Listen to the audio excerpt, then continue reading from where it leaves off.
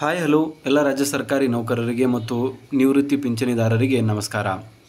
ಸ್ನೇಹಿತರೆ, ಇವತ್ತಿನ ಒಂದು ವಿಡಿಯೋದಲ್ಲಿ ಸರ್ಕಾರಿ ನೌಕರರಿಗೆ ಮತ್ತು ನಿವೃತ್ತಿದಾರರಿಗೆ ಒಂದು ಇಂಪಾರ್ಟೆಂಟ್ ಆಗಿರುವಂಥ ಅಪ್ಡೇಟ್ ಬರ್ತಾ ಇರುವಂಥದ್ದು. ನಮಗೆಲ್ಲರಿಗೂ ಗೊತ್ತಿರೋ ಹಾಗೆ ರಾಜ್ಯ ಸರ್ಕಾರಿ ನೌಕರರಿಗೆ ಸ್ಪೆಷಲಿ ಏನು ನಿವೃತ್ತಿಯನ್ನು ಹೊಂದಿದ್ದಾರೆ ಮತ್ತು ಅವರ ಒಂದು ಏಜ್ 70 ಇಯರ್ಸ್ಗಿಂತ ಮೇಲೆ ಆಗಿದೆ, ಅವರಿಗೆ 10% ಹೆಚ್ಚುವರಿ ವೇತನವನ್ನು ನೀಡಬೇಕು ಅಂತ ರಾಜ್ಯ ಸರ್ಕಾರಿ ನೌಕರರ ಮತ್ತು ಪಿಂಚಣಿದಾರರ ವೇತನ ಪರಿಷ್ಕರಣೆ ಮಾಡಲು ನಿರ್ಧರಿಸಲಾಗಿರುತ್ತೆ. ಈ ಒಂದು ವರದಿಯನ್ನು ಫೈನಲ್ ಆಗಿ CM ಸಿದ್ದರಾಮಯ್ಯನವರಿಗೆ ನೀಡಲಾಗಿರುತ್ತೆ. ಆಲ್ರೆಡಿ 7ನೇ ವೇತನ ಸಮಿತಿಯ ಅಧ್ಯಕ್ಷರು ಈ ಒಂದು ಕೆಲಸವನ್ನು ಮಾಡಿದ್ದಾರೆ. ಅವರ ಒಂದು ಫೈನಲ್ ಆಗಿರುವಂಥ ವರದಿ ಏನಿದೆ ಅದರಲ್ಲೂ ಕೂಡ ಈ ಒಂದು ಪಾಯಿಂಟನ್ನು ಮೆನ್ಷನ್ ಮಾಡಲಾಗಿದೆ. ನೌಕರರು ಯಾರೆಲ್ಲ 70 ಇಯರ್ಸ್ಗಿಂತ ಮೇಲೆ ಪಿಂಚಣಿದಾರರಿದ್ದಾರೆ ಆ ಒಂದು ಪಿಂಚಣಿದಾರರಿಗೆ 10% ಎಕ್ಸ್ಟ್ರಾ ಒಂದು ಪಿಂಚಣಿಯನ್ನು ಸೌಲಭ್ಯಗಳನ್ನು ನೀಡಬೇಕು ಅನ್ನೋ ಒಂದು ವಿಷಯವನ್ನು ಪ್ರಸ್ತಾಪಿಸಲಾಗಿತ್ತು.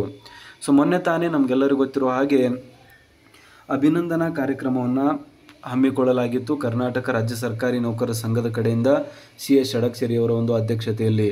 ಸೊ ಆ ಒಂದು ಟೈಮಲ್ಲಿ CM ಸಿದ್ದರಾಮಯ್ಯನವರು ಕೂಡ ಬಂದಿದ್ದರು. ಆ್ಯಂಡ್ ಅದೇ ಒಂದು ದಿನ ಕರ್ನಾಟಕ ರಾಜ್ಯ ಸರ್ಕಾರದ ಆರ್ಥಿಕ ಇಲಾಖೆಯ ಕಡೆಯಿಂದ ಒಂದು ಅಫಿಷಿಯಲ್ ಆಗಿರುವಂತಹ 7ನೇ ವೇತನ ಆಯೋಗಕ್ಕೆ ಸಂಬಂಧಿಸಿದಂತೆ ಆರ್ಥಿಕತೆಗೆ ಸಂಬಂಧಿಸಿದಂತೆ ಒಂದು ಅಧಿಕೃತವಾಗಿರುವಂಥ ಆದೇಶವನ್ನು ಬಿಡುಗಡೆ ಮಾಡಲಾಗುತ್ತೆ. ಸೊ ಎಲ್ಲ ಒಂದು ಸರ್ಕಾರಿ ನೌಕರರು ಒಂದು ವೃತ್ತಿದಾರರ ಒಂದು ಕೆಲಸ ಇಲ್ಲಿ ಆ ಒಂದು 7ನೇ ವೇತನ ಸಮಿತಿಯ ರಿಪೋರ್ಟ್ ಏನಿದೆ, ಒಂದು ಆರ್ಥಿಕ ಇಲಾಖೆಯ ಕಡೆಯಿಂದ ಬಂದಿರುವಂತಹ ಒಂದು ರಿಪೋರ್ಟು, ಅದರಲ್ಲಿ 10% ವೇತನ ಹೆಚ್ಚಳದ ಬಗ್ಗೆ ಯಾವ ರೀತಿಯಾದಂಥ ಡೀಟೇಲ್ಸ್ ಬಂದಿದೆ ಅಂತ ಇಲ್ಲಿ ಸರ್ಚ್ ಮಾಡಲಾಗ್ತಾ ಇದೆ. ಆರ್ಥಿಕ ಇಲಾಖೆಯಿಂದ ಅಧಿಸೂಚನೆ 10% ಹೆಚ್ಚುವರಿ ನ್ಯೂಸ್ ಅಂತ ಹೇಳಲಾಗ್ತಾ ಇದೆ. ಸೊ ಹಾಗಾದರೆ ಏನು ಬಂದಿದೆ ಮಾಹಿತಿ ಅಂತ ಮೊಟ್ಟ ಮೊದಲನೇದಾಗಿ ನೋಡೋಣ. ಸೊ ಇಲ್ಲಿ ನೀವು ನೋಡ್ತಾ ಇರುವಂಥದ್ದು ಆ ಒಂದು ಆರ್ಥಿಕತೆಯ ಒಂದು ಪೇಜನ್ನು ನಾನು ಓಪನ್ ಮಾಡಿದ್ದೇನೆ. ಸೊ ಈ ಒಂದು ಪೇಜಲ್ಲಿ ನೀವು ನೋಡ್ತಾ ಇರುವಂಥದ್ದು ಬೇಸಿಕಲಿ ತುಂಬ ಪೇಜಸ್ಗಳಿದೆ. ಓಕೆ, ಇದರಲ್ಲಿ ಸೊ ಪರಿಷ್ಕೃತ ವೇತನಕ್ಕೆ ಸಂಬಂಧಿಸಿದಂತೆ ಆಗಿರ್ಬೋದು, ಸರ್ಕಾರಿ ನೌಕರರಿಗೆ ಯಾವ ರೀತಿ ಪಿಂಚಣಿಯನ್ನು ಒಂದು ಕ್ಯಾಲ್ಕುಲೇಟ್ ಮಾಡಬೇಕು, ಸುಮಾರು 48 ಪುಟಗಳ ಒಂದು ಆರ್ಡರ್ ಆಗಿರುವಂಥದ್ದು ಇಲ್ಲಿ ನೋಡ್ತಾ ಇದ್ದೀರಾ. ಕರ್ನಾಟಕ ಸರ್ಕಾರ ಆರ್ಥಿಕ ಇಲಾಖೆಯ ಕಡೆಯಿಂದ ಇದನ್ನು ರಿಲೀಸ್ ಮಾಡಲಾಗಿದೆ. ಸೊ ಇಲ್ಲಿ ನೋಡ್ತಾ ಇರುವಂಥದ್ದು ಕರ್ನಾಟಕ ಸರ್ಕಾರ ಸಚಿವಾಲಯ, ವಿಧಾನಸೌಧ, ಬೆಂಗಳೂರು, ದಿನಾಂಕ 17ನೇ ಆಗಸ್ಟ್ 2024. ಸೊ ಇದು ರಿಲೀಸ್ ಮಾಡಿರುವಂಥದ್ದನ್ನು ನೀವು ಆಲ್ರೆಡಿ ನೋಡ್ತಾ ಇದ್ದೀರಾ. ಸೊ ಇಲ್ಲಿ ಸರ್ಕಾರಿ ನೌಕರರ ಒಂದು ಪ್ರಶ್ನೆ ಬರ್ತಾ ಇರುವಂಥದ್ದು, ಇದು ಯಾವಾಗ ಈ ಒಂದು 10% ಏನು ಹೆಚ್ಚಿನ ಸಂಬಳ ಇದೆ ಅದು ಸರ್ಕಾರಿ ನೌಕರರ ಅಕೌಂಟಿಗೆ ಯಾವಾಗ ಬರುತ್ತೆ ಅಂತ ಸರ್ಕಾರಿ ನೌಕರರ ಪ್ರಶ್ನೆ. ಏನಕ್ಕಂದರೆ ಎಲ್ಲರೂ ಕೂಡ ಅದಕ್ಕಾಗಿ ಇವಾಗ ವೇಟ್ ಮಾಡ್ತಾ ಇರುವಂಥದ್ದು ಒಂದು 7ನೇ ವೇತನ ಸಮಿತಿಯ ರಿಪೋರ್ಟಲ್ಲಿದೆ. ಆದರೆ ಆರ್ಥಿಕ ಇಲಾಖೆ ತನ್ನ ಒಂದು ಫೈನಲ್ ಆಗಿರುವಂಥ ರಿಪೋರ್ಟ್ ಸಲ್ಲಿಕೆ ಮಾಡುವಾಗ ಅದರ ಬಗ್ಗೆ ಯಾವುದೇ ರೀತಿಯಾದಂಥ ಉಲ್ಲೇಖ ಮಾಡದೇ ಇರುವುದು. ಏನಕ್ಕಂದರೆ ಇಲ್ಲಿ ನೀವು ನೋಡ್ತಾ ಇದ್ದೀರಾ ಬೇರೆ ಎಲ್ಲ ವಿಷಯಗಳನ್ನು ಬರೆದಿದ್ದಾರೆ. ಸೊ ಬೇಸಿಕಲಿ ಈ ಒಂದು ರಿಪೋರ್ಟನ್ನು ಕೂಡ ಆಲ್ರೆಡಿ ನಾವು ಡಿಸ್ಕಸ್ ಮಾಡಿದ್ದೇವೆ ಹಿಂದಿನ ಒಂದು ವಿಡಿಯೋದಲ್ಲಿ. ಆದರೆ ಇದರಲ್ಲಿ ಒಂದು ಸರ್ಕಾರಿ ನೌಕರರ ವೇತನ ಪರಿಷ್ಕರಣೆಗೆ ಸಂಬಂಧಿಸಿದಂತೆ ಸ್ಪೆಷಲಿ ಪೆನ್ಷನರ್ಸಿಗೆ ಏನು ಹೇಳಿದ್ದಾರೆ ಅಂತ ನೋಡಿ. ಪರಿಷ್ಕೃತ ವೇತನ ಶ್ರೇಣಿಯಲ್ಲಿ ವೇತನ ನಿಗದಿಯಿಂದಾಗಿ ಹಣಕಾಸಿನ ಪ್ರಯೋಜನಕ್ಕೆ ಅರ್ಹತೆ 1ನೇ ಜುಲೈ 2022ರಿಂದ 31ನೇ ಜುಲೈ 2024ಕ್ಕೆ ಕೊನೆಗೊಳ್ಳುವ ಅವಧಿಗೆ ಪರಿಷ್ಕೃತ ಶ್ರೇಣಿಯಲ್ಲಿನ ವೇತನ ನಿಗದಿಯಾಗಿ ಅಥವಾ ಪುನರ್ ನಿಗದಿಯಿಂದಾಗಿ ವೇತನ ಮತ್ತು ಭತ್ಯೆಗಳ ಹಾಗೂ ನಿವೃತ್ತಿ ವೇತನ ಮತ್ತು ನಿವೃತ್ತಿ ಸೌಲಭ್ಯಗಳ ಹೆಚ್ಚಳದ ಮೊತ್ತಕ್ಕೆ ಯಾವುದೇ ಸರ್ಕಾರಿ ನೌಕರನು ಅನರ್ಹರಾಗಿರುವುದಿಲ್ಲ. ಆದರೆ ಸರ್ಕಾರಿ ನೌಕರನು ಪರಿಷ್ಕೃತ ವೇತನ ಶ್ರೇಣಿಯಲ್ಲಿನ ವೇತನ ನಿಗದಿಯಿಂದಾಗಿ ಅಥವಾ ಪುನರ್ ನಿಗದಿಯಿಂದಾಗಿ ವೇತನ ಭತ್ಯೆಗಳು ಮತ್ತು ನಿವೃತ್ತಿ ವೇತನದ ಹೆಚ್ಚಳದ ಮೊತ್ತಕ್ಕೆ 1ನೇ ಆಗಸ್ಟ್ 2024ರಿಂದ ಅರ್ಹನಾಗುತ್ತಾನೆ ಅಂತ. 1ನೇ ಆಗಸ್ಟ್ 2024ರಿಂದ ಈ ಒಂದು ವೇತನ ಭತ್ಯೆಗಳ ಪರಿಷ್ಕರಣೆಗೆ ಪಿಂಚಣಿದಾರರು ಅರ್ಹರಾಗುತ್ತಾರೆ ಅನ್ನೋ ಒಂದು ಮಾತನ್ನು ಅವರು ಹೇಳಿದ್ದಾರೆ. ನಿವೃತ್ತಿ ಅಥವಾ ಮರಣದ ಕಾರಣದಿಂದಾಗಿ ಒಬ್ಬ ಸರ್ಕಾರಿ ನೌಕರನು 1ನೇ ಜುಲೈ 2022ರ ನಂತರ ಆದರೆ 31ನೇ ಜುಲೈ 2024ಕ್ಕಿಂತ ಮುಂಚೆ ಸೇವೆಯಲ್ಲಿರುವುದು ಸಮಾಪ್ತಿಗೊಂಡಲ್ಲಿ, ನೋಡಿ 31ನೇ ಜುಲೈ 2024ಕ್ಕಿಂತ ಮುಂಚೆ ಸೇವೆಯಲ್ಲಿರುವುದು ಸಮಾಪ್ತಗೊಂಡಲ್ಲಿ ಅವನ ಸೇವೆಯು ಸಮಾಪ್ತಗೊಳ್ಳುವ ದಿನಾಂಕಕ್ಕೆ ಹಿಂದಿನ ದಿನಾಂಕದಂದು ಪರಿಷ್ಕೃತ ವೇತನ ಶ್ರೇಣಿಯಲ್ಲಿ ಪಡೆಯುತ್ತಿದ್ದ ವೇತನವನ್ನು ಈ ಕೆಳಗಿನ ಉಪಲಬ್ಧಗಳನ್ನು ಲೆಕ್ಕಹಾಕಲು ಪರಿಗಣನೆಗೆ ತೆಗೆದುಕೊಳ್ಳತಕ್ಕದ್ದು. ನಿವೃತ್ತಿ ವೇತನ ಮತ್ತು ಕುಟುಂಬ ಪಿಂಚಣಿಗಾಗಿ ಅಂದರೆ ಆಲ್ರೆಡಿ 7ನೇ ವೇತನ ಆಯೋಗ 1/7/2022ರಲ್ಲೇ ಬರಬೇಕಾಗಿತ್ತು ಜುಲೈನಲ್ಲೇ, ಬಟ್ ಆವಾಗ ಕಾರಣಾಂತರಗಳಿಂದ ಬರಲಿಲ್ಲ. ಹಾಗಾದರೆ 1ನೇ ಜುಲೈ 2022ರಿಂದ ಈ ಕಡೆ ಯಾರಾದರೂ ರಿಟೈರ್ಮೆಂಟನ್ನು ಪಡೆದಿದ್ದರೆ ಅವರಿಗೂ ಕೂಡ 7ನೇ ವೇತನ ಆಯೋಗವನ್ನು ನೀಡಲಾಗುವುದು. ಅವರಿಗೂ ಕೂಡ 7ನೇ ವೇತನ ಆಯೋಗದ ಅಡಿಯಲ್ಲಿಯೇ ಬೇಸಿಕನ್ನು ಇನ್ಕ್ರೀಸ್ ಮಾಡಿ ಪಿಂಚಣಿಯನ್ನು ನೀಡಲಾಗುವುದು ಮತ್ತು ಫ್ಯಾಮಿಲಿ ಪೆನ್ಷನ್ ಕೂಡ ಅಷ್ಟೇ, ಅವ್ರಿಗೂ ಕೂಡ ಫ್ಯಾಮಿಲಿ ಪೆನ್ಷನನ್ನು 7ನೇ ವೇತನ ಆಯೋಗದ ಅಡಿಯಲ್ಲಿಯೇ ನೀಡಲಾಗುವುದು ಅನ್ನೋ ಒಂದು ಮಾತನ್ನು ಇಲ್ಲಿ ಕ್ಲಿಯರ್ ಆಗಿ ಹೇಳ್ತಾ ಇರುವಂಥದ್ದು. ಸೊ ನಿವೃತ್ತಿ ಹೊಂದಿದ ಸರ್ಕಾರಿ ನೌಕರನಿಗೆ ಅಥವಾ ಮರಣ ಹೊಂದಿದ ಸರ್ಕಾರಿ ನೌಕರನ ಫಲಾನುಭವಿಗೆ ಈ ಮೇಲಿನ ಪರಿಷ್ಕರಣೆಯ ಹಣಕಾಸಿನ ಪ್ರಯೋಜನವು 1ನೇ ಆಗಸ್ಟ್ 2024ರಿಂದ ಪ್ರಾಪ್ತವಾಗತಕ್ಕದ್ದು. ಅಂದರೆ ತುಂಬ ಜನರಿಗೆ ಈ ಒಂದು ಡೌಟ್ ಇರುತ್ತೆ, ಏನು ಸರ್ಕಾರಿ ನೌಕರರು 1/7/2022ಕ್ಕಿಂತ ನಂತರ ರಿಟೈರ್ಮೆಂಟನ್ನು ಹೊಂದಿದರೆ ಅವರಿಗೆ 7ನೇ ವೇತನ ಆಯೋಗದ ಲಾಭ ಸಿಗಲಿದೆಯಾ? ಏನಕ್ಕಂದರೆ 7ನೇ ವೇತನ ಆಯೋಗದ ಅಡಿಯಲ್ಲಿ ಸುಮಾರು 58.5% ಬೇಸಿಕ್ನಲ್ಲಿ ಹೆಚ್ಚಳ ಆಗೋಕ್ಕೆ ಹೊರಟಿದೆ. 31% DAನ ಬೇಸಿಕ್ ಜೊತೆ ಮೆರ್ಜ್ ಮಾಡ್ತಾರೆ. ಅದರ ಜೊತೆಗೇ ಏನು 27.5% ಫಿಟ್ಮೆಂಟ್ ಇದೆ, ಅದನ್ನು ಕೂಡ ಬೇಸಿಕ್ನೊಂದಿಗೆ ವಿಲೀನಗೊಳಿಸಲಾಗ್ತಾ ಇದೆ, ಅದು ಫಿಟ್ಮೆಂಟು. ಸೊ ಹಾಗಾಗಿ ಟೋಟಲ್ 58% ಯಾವಾಗ ಬೇಸಿಕ್ನಲ್ಲಿ ಇನ್ಕ್ರೀಸ್ ಆಗುತ್ತೆ, ಆಬ್ವಿಯಸ್ಲಿ ಅವರಿಗೆ ಮುಂದೆ ರಿಟೈರ್ಮೆಂಟ್ ಆದಮೇಲೆ ಬರ್ತಾ ಇರುವಂಥ ಪಿಂಚಣಿಯನ್ನು ತುಂಬಾ ಹೆಚ್ಚಿನ ರೀತಿಯಲ್ಲಿ ಬರುತ್ತೆ. ಏನಕ್ಕಂದರೆ ನಮಗೆಲ್ಲರಿಗೂ ಗೊತ್ತಿರುವಂಥದ್ದು ಕರ್ನಾಟಕ ಸರ್ಕಾರದ ನಿಯಮಾವಳಿ ಪ್ರಕಾರ ಒಬ್ಬ ಸರ್ಕಾರಿ ನೌಕರರಿಗೆ ಎಷ್ಟು % ಪಿಂಚಣಿಯನ್ನು ನೀಡ್ತಾರೆ ಅಂದರೆ, ಲಾಸ್ಟ್ ಅವರ ಒಂದು ತಿಂಗಳ ಸಂಬಳ ಏನಿರುತ್ತೆ ಬೇಸಿಕ್ಕು, ಅದರ ಒಂದು 50%ರಷ್ಟು ಪಿಂಚಣಿಯನ್ನು ನೀಡಲಾಗುತ್ತೆ. ಫಾರ್ ಎಕ್ಸಾಂಪಲ್, ಅವರು ರಿಟೈರ್ಡ್ ಆಗುವಂಥ ಒಂದು ಟೈಮಲ್ಲಿ 50,000 ರೂಪಾಯಿ ಅವರು ಪಿಂಚಣಿ ಬೇಸಿಕ್ ರೂಪದಲ್ಲಿ ಅವರು ಒಂದು ಸಂಬಳವನ್ನು ಪಡಿತಾ ಇದ್ದರೆ ಅವರಿಗೆ 25,000 ರೂಪಾಯಿಯ ಒಂದು ಪಿಂಚಣಿಯನ್ನು ನೀಡಲಾಗುತ್ತೆ. ಆ್ಯಂಡ್ ಫ್ಯಾಮಿಲಿ ಪೆನ್ಷನ್ 30% ಇರುವಂಥದ್ದು, ಅದು ಅವರೊಂದು ಮರಣಾನಂತರ ಬೇಸಿಕ್ನ 30% ನೀಡ್ತಾರೆ. ಸೊ ಇವಾಗ ಪ್ರಶ್ನೆ ಬರ್ತಾ ಇರುವಂಥದ್ದು 1/7/2022 ಅಂದರೆ 1ನೇ ಜುಲೈ 2022ಕ್ಕಿಂತ ಮುಂಚೆ ಏನಾದರೂ ನೀವು ರಿಟೈರ್ಡ್ ಆಗಿದ್ದರೆ ನಿಮಗೆ 7ನೇ ವೇತನ ಆಯೋಗದ ಸೌಲಭ್ಯ ಸಿಗೋದಿಲ್ಲ. ಅದಕ್ಕಿಂತ ಒಳಗಡೆ 1/7/2022ಕ್ಕಿಂತ ಒಳಗಡೆ ಈ ಕಡೆ ಯಾರಾದರೂ ರಿಟೈರ್ಮೆಂಟ್ ಹೊಂದಿದರೆ ಜುಲೈವರೆಗೂ ಕೂಡ ಅವರಿಗೆ ಎಲ್ಲರಿಗೂ ಕೂಡ 7ನೇ ವೇತನ ಆಯೋಗ ಅನ್ವಯವಾಗುತ್ತೆ. ಏನಕ್ಕಂದರೆ ಕಾಲ್ಪನಿಕವಾಗಿ ಇದನ್ನು 1/7/2022ರಿಂದಲೇ ಜಾರಿ ಮಾಡುವಂಥ ಕೆಲಸವನ್ನು ಸರ್ಕಾರ ಮಾಡಿದೆ. 1/7/2022ರಿಂದಲೇ ಇದರ ಒಂದು ಅನುಷ್ಠಾನವನ್ನು ಪೇಪರಲ್ಲಿ ಮಾಡಿರುವಂಥದ್ದು. ಆರ್ಥಿಕ ಸೌಲಭ್ಯ ನಮಗೆಲ್ಲರಿಗೂ ಗೊತ್ತಿರುವಂಥದ್ದು ಆಗಸ್ಟ್ ತಿಂಗಳಿಂದ ಸಿಗ್ತಾ ಇದೆ. ಆದರೆ ಒಂದು ಆದೇಶದಲ್ಲಿ ಇದನ್ನು 1/7/2022ರಿಂದಲೇ ಜಾರಿ ಮಾಡಿರೋದ್ರಿಂದ ಅದರಿಗಿಂತ ಈ ಕಡೆ ಯಾರೆಲ್ಲ ಪಿಂಚಣಿದಾರರು ಇದ್ದಾರೆ ಅವರಿಗೂ ಆರ್ಥಿಕ ಸೌಲಭ್ಯ ಸಿಗುತ್ತೆ, ಫ್ಯಾಮಿಲಿ ಪೆನ್ಷನ್ ಪಡೆಯುವಂಥವರಿಗೂ ಸಿಗುತ್ತೆ, ಪ್ರೆಸೆಂಟ್ ಕೆಲಸ ಮಾಡ್ತಾ ಇರುವಂಥ ಸರ್ಕಾರಿ ನೌಕರಿಗೂ ಕೂಡ ಸಿಗುತ್ತೆ. ತುಂಬಾ ಡೌಟ್ಫುಲ್ ಆಗಿರುವಂಥ ವಿಷಯ ಇತ್ತು, ಅದಕ್ಕೆ ಇಷ್ಟು ಒತ್ತು ಕೊಟ್ಟು ಹೇಳ್ತಾ ಇರುವಂಥದ್ದು. ಯಾರೂ ಕೂಡ ಗಾಬರಿ ಪಡುವ ಅವಶ್ಯಕತೆ ಇಲ್ಲ. ಯಾರೆಲ್ಲ ಈ ಒಂದು ಲಿಮಿಟಲ್ಲಿ ಇದ್ದೀರಾ ಎಲ್ಲರಿಗೂ ಕೂಡ ಪಿಂಚಣಿ ಹೆಚ್ಚಿನ ರೀತಿಯಲ್ಲಿ ಬರುತ್ತೆ ಅನ್ನೋದು ಕ್ಲಾರಿಫೈ ಆಗ್ತಾ ಇದೆ. ಓಕೆ, ಸೊ ಇದಾದ ಮೇಲೆ ನೆಕ್ಸ್ಟ್ ಪದವೃಂದಗಳನ್ನು ವಿಲೀನಗೊಳಿಸುವುದು. ಶ್ರೇಣೀಕೃತ ಬಡ್ತಿಯಲ್ಲಿ 2 ಬೇರೆ ಬೇರೆ ಪದವೃಂದಗಳಲ್ಲಿನ ಹುದ್ದೆಗಳಿಗೆ ಅನ್ವಯಿಸುವ ಪರಿಷ್ಕೃತ ವೇತನ ಶ್ರೇಣಿಗಳು ಸಮನಾಗಿದ್ದಲ್ಲಿ ಅವುಗಳಿಗೆ ಮಾಡುವ ನೇಮಕಾತಿಯನ್ನು ಕ್ರಮಬದ್ಧಗೊಳಿಸುವ ನಿಯಮಗಳಲ್ಲಿ ಏನೇ ಒಳಗೊಂಡಿದ್ದರೂ ಆ ಪದವೃಂದಗಳನ್ನು ವಿಲೀನಗೊಳಿಸಲಾಗಿದೆ ಎಂದು ಭಾವಿಸತಕ್ಕದ್ದು. ಸೊ ಓವರಾಲ್ ಆಗಿ ನಾವು ನೋಡೋದಾದರೆ ಈ ಒಂದು ವಿಷಯ ಏನಿದೆ, ಸರ್ಕಾರಿ ನೌಕರರಿಗೆ ಬೇಸಿಕಲಿ ಒಂದು 10% ವೇತನ ಹೆಚ್ಚಳದ ಬಗ್ಗೆ ಸರ್ಕಾರ ಪ್ರಾಮಿಸ್ ಮಾಡಿದೆ. ಆದರೂ ಅದಕ್ಕೆ ಸಂಬಂಧಿಸಿದಂತೆ ಆರ್ಥಿಕ ಇಲಾಖೆಯ ಕಡೆಯಿಂದ ಯಾವುದೇ ರೀತಿಯಾದಂಥ ಒಂದು ಅಧಿಕೃತವಾಗಿರುವಂಥ ನೋಟಿಫಿಕೇಷನನ್ನು ನೀಡ್ತಾ ಇಲ್ಲ. ತಮ್ಮ ಒಂದು ವಿಸ್ತೃತವಾಗಿರುವಂಥ ವರದಿಯನ್ನು ನೀಡಿದ್ದಾರೆ. ಅದರಲ್ಲಿ ಪ್ರತಿಯೊಂದನ್ನು ಕೂಡ ನೀಡಲಾಗಿದೆ.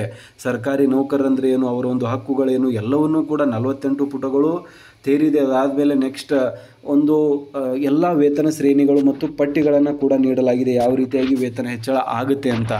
ಸೊ ಆ ಎಲ್ಲ ವಿಷಯಗಳನ್ನು ನೀಡಿದರೂ ಕೂಡ ಯಾಕೆ ಸರ್ಕಾರಿ ನೌಕರರಿಗೆ ಕೊಡಬೇಕಾಗಿರುವಂಥ ಈ ಒಂದು 10% ಹೆಚ್ಚಿನ ಒಂದು ವೇತನ ಇದೆ, ಅದರ ಬಗ್ಗೆ ಸರ್ಕಾರ ಯಾವುದೇ ರೀತಿಯಾದಂತಹ ಒಂದು ಸುಳಿವನ್ನು ನೀಡ್ತಾ ಇಲ್ಲ ಅಂತ ಇಲ್ಲಿ ಸರ್ಕಾರಿ ನೌಕರಿಗೆ ಡೌಟ್ ಬರ್ತಾ ಇದೆ. ಅದ್ರ ಜೊತೆಗೇ ಈ ಒಂದು ಆಗಸ್ಟ್ ತಿಂಗಳಲ್ಲಿ 7ನೇ ವೇತನ ಆಯೋಗದ ಆರ್ಥಿಕ ಸೌಲಭ್ಯಗಳು ಸಿಗುವುದು ಕಷ್ಟ ಸಾಧ್ಯ ಅಂತ ಹೇಳಲಾಗ್ತಾ ಇದೆ. ಏನಕ್ಕಂದರೆ HRMS ಪೋರ್ಟಲ್ನಲ್ಲಿ ಎಲ್ಲ ಸರ್ಕಾರಿ ನೌಕರರಿಗೆ ಸಿಗಬೇಕಾಗಿರುವಂತಹ ವೇತನ ಭತ್ಯೆಗಳನ್ನು ಮ್ಯಾಪ್ ಮಾಡಬೇಕಾಗುತ್ತೆ. ಆಲ್ರೆಡಿ ನಾವು ಆಗಸ್ಟ್ ತಿಂಗಳ ಸಮೀಪ ಬರ್ತಾ ಇದೆ ಮುಗಿಯೋದಕ್ಕೆ, ಬಟ್ ಇನ್ನೂ ಕೂಡ HRMS ಪೋರ್ಟಲ್ನಲ್ಲಿ ಯಾವುದೇ ರೀತಿಯಾದಂಥ ಅಪ್ಡೇಷನ್ ಮಾಡಿಲ್ಲ ಅಂತ ಹೇಳಲಾಗ್ತಾ ಇದೆ. ಸೊ 7ನೇ ವೇತನ ಆಯೋಗದ ಅಡಿಯಲ್ಲಿ 31% ಬೇಸಿಕನ್ನು ಮೆರ್ಜ್ ಮಾಡಬೇಕಾಗುತ್ತೆ. ಪ್ರತಿಯೊಬ್ಬ ಸರ್ಕಾರಿ ನೌಕರರ ಬೇಸಿಕ್ ಕೂಡ ಬೇರೆ ಬೇರೆ ಆಗಿರುತ್ತೆ. ಎಂಟ್ರಿ ಲೆವೆಲಲ್ಲಿರುವಂಥದ್ದು ಬೇರೆ ಇರುತ್ತೆ. 1 ವರ್ಷ ಎಕ್ಸ್ಪೀರಿಯನ್ಸ್ ಆದರೆ ಅವರಿಗೆ ಬಡ್ತಿ ಎಲ್ಲ ಸಿಕ್ಕಿರುತ್ತೆ, ಅವ್ರದ್ದು ಬೇರೆ ಇರುತ್ತೆ. 2 ವರ್ಷ ಎಕ್ಸ್ಪೀರಿಯನ್ಸ್ ಆದವ್ರಿಗೆ ಬೇರೆ ಇರುತ್ತೆ. 10 ವರ್ಷ ಎಕ್ಸ್ಪೀರಿಯನ್ಸ್ ಆಗಿರುವಂಥ ನೌಕರಿಗೆ ಬೇರೆ ಇರುತ್ತೆ. ಸೊ ಹಾಗಾಗಿ ಪ್ರತಿಯೊಂದು ಸ್ಟೆಪ್ಪಲ್ಲಿಯೂ ಕೂಡ ಸರ್ಕಾರಿ ನೌಕರರ ಒಂದು ವೇತನ ಭತ್ಯೆಗಳೇನಿದೆ ಇನ್ಕ್ರೀಸ್ ಅಥವಾ ಡಿಕ್ರೀಸ್ ಆಗ್ತಾ ಹೋಗುತ್ತೆ. ಆ್ಯಂಡ್ ಅದಕ್ಕೆ ತಕ್ಕಂತೆ ಅವರೇನಾದರೂ ಫಿಸಿಕಲಿ ಚಾಲೆಂಜ್ಡ್ ಪರ್ಸನ್ ಆಗಿದ್ದರೆ ಅವರಿಗೆ ಫಿಸಿಕಲ್ ಹ್ಯಾಂಡಿಕ್ಯಾಪ್ ಈ ಒಂದು ಭತ್ಯೆಯನ್ನು ಕೂಡ ನೀಡಲಾಗುತ್ತೆ. ಸೊ ಈ ಎಲ್ಲ ಒಂದು ವಿಷಯಗಳನ್ನು DDO ಅಧಿಕಾರಿಗಳೇನಿರ್ತಾರೆ ಅಂದರೆ ಹಣಕಾಸು ಬಟವಾಡೆ ಅಧಿಕಾರಿಗಳು ಅವರ ಒಂದು ಅಕೌಂಟ್ಗೆ ಡೈರೆಕ್ಟಾಗಿ ಹಣ ಬರುತ್ತೆ. ಅಲ್ಲಿಂದ ಮ್ಯಾಪಿಂಗ್ಸ್ಗಳನ್ನು ಮಾಡಲಾಗಿರುತ್ತೆ. ಪ್ರತಿಯೊಬ್ಬ ಸರ್ಕಾರಿ ನೌಕರನಿಗೂ ಕೂಡ ಎಷ್ಟು ಹಣ ಹೋಗಬೇಕು, ಇಲ್ಲಿಂದ ಅವರಿಗೆ ಎಷ್ಟು ಸಂಬಳ ಹೋಗಬೇಕು ಅಂತ. ಸೊ ಎಲ್ಲ ಒಂದು ಪ್ರಕ್ರಿಯೆ ಏನಿದೆ ಇದು ಟೈಮ್ ಕನ್ಸ್ಯೂಮಿಂಗ್ ಪ್ರಕ್ರಿಯೆ ಆಗಿರುತ್ತೆ. ಅದನ್ನು ಇಷ್ಟು ಬೇಗ ಮಾಡೋಕ್ಕಾಗೋದಿಲ್ಲ ಮತ್ತು ಇದರಲ್ಲಿ ಯಾವುದೇ ರೀತಿಯಾದಂತಹ ಎರರ್ಸ್ಗಳಿಗೆ ಜಾಗ ಇರೋದಿಲ್ಲ, ಯಾವುದೇ ರೀತಿಯಾದಂಥ ತಪ್ಪುಗಳಿಗೆ ಈ ಒಂದು ಮ್ಯಾಪಿಂಗ್ನಲ್ಲಿ ಜಾಗ ಇರೋದಿಲ್ಲ. ಹಾಗಾಗಿ ತುಂಬ ಕೇರ್ಫುಲ್ ಆಗಿ ಈ ಒಂದು ಮ್ಯಾಪಿಂಗನ್ನು ಮಾಡಲಾಗುತ್ತೆ. ಸೊ ಆ ಒಂದು ಉದ್ದೇಶದಿಂದ ಇಲ್ಲಿ ರಾಜ್ಯ ಸರ್ಕಾರಿ ನೌಕರರಿಗೆ ಅಂದರೆ ಇದು ಅಫಿಷಿಯಲ್ ಆಗಿ ಇನ್ನೂ ಕೂಡ ಅನೌನ್ಸ್ ಆಗಿಲ್ಲ, ಈ ಒಂದು ತಿಂಗಳಲ್ಲಿ ಸಿಗಲ್ಲ ಅಂತ. ಆದರೆ ಸರ್ಕಾರಿ ನೌಕರರ ವರ್ಗದಲ್ಲಿ ಈ ಒಂದು ಚರ್ಚೆ ತುಂಬಾ ಗ್ರಾಸವಾಗ್ತಾ ಇರುವಂಥದ್ದು. ಎಲ್ಲ ರಾಜ್ಯ ಸರ್ಕಾರಿ ನೌಕರರು ಮಾತಾಡ್ತಾ ಇದ್ದಾರೆ. ಆಗಸ್ಟ್ ತಿಂಗಳಲ್ಲಿ 7ನೇ ವೇತನ ಆಯೋಗದ ಒಂದು ಆರ್ಥಿಕ ಸೌಲಭ್ಯಗಳೇನಿದೆ ಆ ಒಂದು ಆರ್ಥಿಕ ಸೌಲಭ್ಯ ಸಿಗುವಂಥದ್ದು ಕಷ್ಟ, ಅದು ಸಿಗ್ಲಿಕ್ಕೆ ಇಲ್ಲ ಅಂತ ಹೇಳ್ತಿದ್ದಾರೆ. ಸೊ ಹಾಗಾದರೆ ಆರ್ಥಿಕ ಸೌಲಭ್ಯಗಳು ಸಿಗಲಿಲ್ಲ ಅಂದರೆ ಮತ್ತೆ ಆಗಸ್ಟ್ ತಿಂಗಳ ಒಂದು ವೇತನ ಭತ್ಯೆಗಳು ಕೂಡ ಸರ್ಕಾರ ಮುಟ್ಟುಗೋಲು ಹಾಕುತ್ತಾ ಅನ್ನೋ ಒಂದು ಪ್ರಶ್ನೆ ಕೂಡ ನಿಮಗೆ ಬರ್ತಾ ಇರ್ಬೋದು. ಇಲ್ಲ, ಖಂಡಿತವಾಗೂ ಕೂಡ ಅದು ಮುಟ್ಟುಗೋಲು ಹಾಕುವಂಥ ಒಂದು ಕೆಲಸ ಇನ್ನೂ ಮಾಡೋದಿಲ್ಲ. ಇಷ್ಟು ದಿನ ಮುಟ್ಟುಗೋಲು ಹಾಕುವಂಥದ್ದಾಗಿದೆ, ಇನ್ಮೇಲೆ ಮುಟ್ಟುಗೋಲು ಹಾಕೋದಿಲ್ಲ. ಸೊ ಬೇಸಿಕಲಿ ಈ ಒಂದು ಟೈಮ್ ಏನಾಗುತ್ತೆ ಅಂದರೆ ಆಗಸ್ಟ್ನಲ್ಲಿ ಸಿಗಬೇಕಾಗಿರುವಂಥ ಒಂದು ವೇತನ ಭತ್ಯೆಗಳೇನಿದೆ ಆ ಒಂದು ವೇತನ ಭತ್ಯೆಗಳನ್ನು ನೆಕ್ಸ್ಟ್ ಮಂತ್ ಸೆಪ್ಟೆಂಬರ್ನಲ್ಲಿ ನೀಡಲಾಗುತ್ತೆ. ಸೊ ಏನು ಅರಿಯರ್ಸ್ ಉಳಿದಿರುತ್ತೆ ಆ ಒಂದು ಅರಿಯರ್ಸನ್ನು ನೆಕ್ಸ್ಟ್ ಮಂತಲ್ಲಿ ಸರ್ಕಾರಿ ನೌಕರರ ಒಂದು ಅಕೌಂಟ್ಗೆ ಕ್ಯಾಶ್ ರೂಪದಲ್ಲಿ ಕ್ರೆಡಿಟ್ ಮಾಡುವಂಥ ಒಂದು ಕೆಲಸವನ್ನು ರಾಜ್ಯ ಸರ್ಕಾರ ಮಾಡಲಿದೆ. ಆ್ಯಂಡ್ ಅದು ಎಲ್ಲರಿಗೂ ಕೂಡ ಅನ್ವಯವಾಗುತ್ತೆ. ಪಿಂಚಣಿದಾರರಾಗಿರ್ಬೋದು, ಕುಟುಂಬ ಪಿಂಚಣಿದಾರರಾಗಿರ್ಬೋದು, ಎಲ್ಲರಿಗೂ ಕೂಡ ಉಳಿದಿರುವಂಥ ಒಂದು ಹಣವನ್ನು ಕ್ಯಾಶ್ ರೂಪದಲ್ಲಿ ಸರ್ಕಾರಿ ನೌಕರರ ಅಕೌಂಟ್ಗೆ ಕ್ರೆಡಿಟ್ ಮಾಡುವಂಥ ಒಂದು ಕೆಲಸವನ್ನು ಮಾಡಲಾಗ್ತಾ ಇದೆ. ಬಟ್ ಎಸ್, ಈ ಒಂದು ಕನ್ಸರ್ನ್ ಇನ್ನೂ ಕೂಡ ಇರುವಂಥದ್ದು 10% ಏನಿದೆ ಇದು ತುಂಬ ನೀಡಿರುವಂಥದ್ದು. 70 ವರ್ಷ ಆದಮೇಲೆ ಸರ್ಕಾರಿ ನೌಕರರು ಏನು ನಿವೃತ್ತಿ ಹೊಂದಿರ್ತಾರೆ ಅವರಿಗೆ ಜಾಸ್ತಿ ಹೆಲ್ತ್ ಪ್ರಾಬ್ಲಮ್ಸ್ಗಳು ಸ್ಟಾರ್ಟ್ ಆಗುತ್ತೆ. ಆ್ಯಂಡ್ ಅದಾದಮೇಲೆ ಆಲ್ರೆಡಿ ಅವರಿಗೆ ಏಜ್ ಆಗಿರೋದ್ರಿಂದ ಬೇರೆ ಸೋರ್ಸ್ ಆಫ್ ಇನ್ಕಮ್ ಕೂಡ ಇರೋದಿಲ್ಲ, ಬೇರೆ ಕೆಲಸ ಕೂಡ ಮಾಡೋಕ್ಕಾಗೋದಿಲ್ಲ. ಆ ಒಂದು ವಿಷಯಗಳನ್ನು ಗಮನದಲ್ಲಿಟ್ಟುಕೊಂಡು 7ನೇ ವೇತನ ಸಮಿತಿಯವರು 70 ವರ್ಷ ದಾಟಿದಂಥ ಒಂದು ಪಿಂಚಣಿದಾರರಿಗೆ 10% ಹೆಚ್ಚಿನ ಒಂದು ಪಿಂಚಣಿಯನ್ನು ನಾವು ನೀಡಬೇಕಾಗುತ್ತೆ ಅವರ ಒಂದು ಜೀವನದ ಗುಣಮಟ್ಟವನ್ನು ಕಾಪಾಡೋದಕ್ಕೆ ಅಂತ ಪ್ರಪೋಸ್ ಮಾಡ್ತಾರೆ. ಸೊ ಆ ಒಂದು ವಿಷಯವನ್ನು ಸರ್ಕಾರ ನಾವು ಯಥಾವತ್ತಾಗಿ 7ನೇ ವೇತನ ಆಯೋಗದ ವರದಿಯನ್ನು ಜಾರಿ ಮಾಡಿದ್ದೇವೆ ಅಂತ ಹೇಳ್ತಾ ಇದೆ. ಆದರೆ ಯಥಾವತ್ತಾಗಿ ಜಾರಿ ಮಾಡಿದರೆ ಯಾಕೆ 10% ಏನು ಹೆಚ್ಚಳ ಇದೆ ಆ ಒಂದು ಹೆಚ್ಚಳದ ಬಗ್ಗೆ ಸರ್ಕಾರ ಯಾವುದೇ ರೀತಿಯಾದಂಥ ಒಂದು ಸೂಚನೆಯನ್ನು ನೀಡ್ತಾ ಇಲ್ಲ. ಆರ್ಥಿಕ ಇಲಾಖೆಯು ಕೂಡ ತಮ್ಮ ಒಂದು ರಿಪೋರ್ಟಲ್ಲಿ ಯಾವುದೇ ರೀತಿಯಾದಂಥ ಒಂದು ಸುಳಿವು ಕೂಡ ಅದರ ಬಗ್ಗೆ ನೀಡದೇ ಇರುವಂಥದ್ದು ಸರ್ಕಾರಿ ನೌಕರರ ಒಂದು ಚಿಂತೆಗೆ ಕಾರಣವಾಗಿದೆ. ಸ್ಪೆಷಲಿ ಪಿಂಚಣಿದಾರರಿಗೆ ಅದು ತುಂಬಾ ಹೆಲ್ಪ್ ಆಗುವಂಥದ್ದು. ಏನಕ್ಕಂದರೆ ಅದರಿಂದ ಸರ್ಕಾರಿ ನೌಕರರಿಗೆ ಎಷ್ಟೋ ಹೆಲ್ಪ್ ಆಗುತ್ತೆ.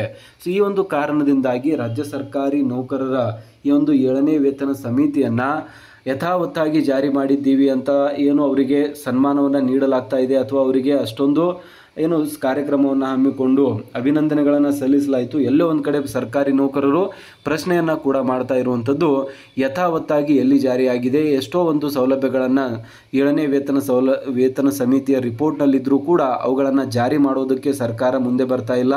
ಅವುಗಳನ್ನು ಆರ್ಥಿಕ ಇಲಾಖೆಯ ಒಂದು ಏನು ರಿಪೋರ್ಟ್ ಇದೆ ಆ ಒಂದು ರಿಪೋರ್ಟಲ್ಲಿ ಮಿಸ್ಸಿಂಗ್ ಇರುವಂಥದ್ದು. ಇದರಿಂದ ಸ್ಪೆಷಲಿ ಪಿಂಚಣಿದಾರರಿಗೆ ತುಂಬಾ ಆರ್ಥಿಕವಾಗಿರುವಂಥ ನಷ್ಟ ಆಗ್ತಾ ಇರುವಂಥದ್ದು ಅದು ಚಿಂತೆಗೆ ಕಾರಣವಾಗಿದೆ. ಸೊ ಹಾಗಾಗಿ ರಾಜ್ಯದ ಒಂದು ಪಿಂಚಣಿದಾರರು ಇವಾಗ ಆಕ್ರೋಶವನ್ನು ವ್ಯಕ್ತಪಡಿಸ್ತಾ ಇರುವಂಥದ್ದು ಎಷ್ಟೋ ಜನ ಕಮೆಂಟಲ್ಲಿ ಕೂಡ ನಮಗೆ ಕೇಳ್ತಾ ಇರುವಂಥದ್ದು ನಾವು ನೋಡಿದ್ದೀವಿ. 10% ಹೆಚ್ಚಿನ ಒಂದು ವೇತನದ ಬಗ್ಗೆ CM ಸಿದ್ದರಾಮಯ್ಯನವರು ಒಂದು ತಮ್ಮ ಭಾಷಣದಲ್ಲಿಯೂ ಕೂಡ ಯಾವುದೇ ರೀತಿಯಾದಂಥ ಒಂದು ಸುಳಿವನ್ನು ನೀಡಲಿಲ್ಲ.